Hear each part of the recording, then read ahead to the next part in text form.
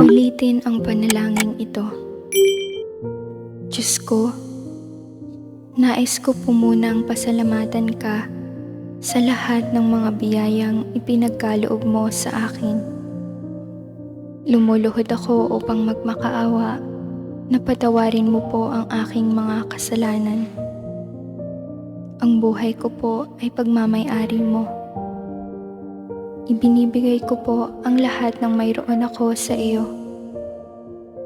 Naway linisin mo po ang aking isipan at kaluluwa at pagalingin ang aking kalungkutan at pasakit.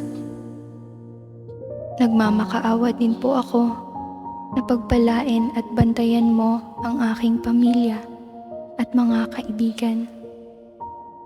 Iniibig po kita at nais ko pong magpakita ka sa aking buhay.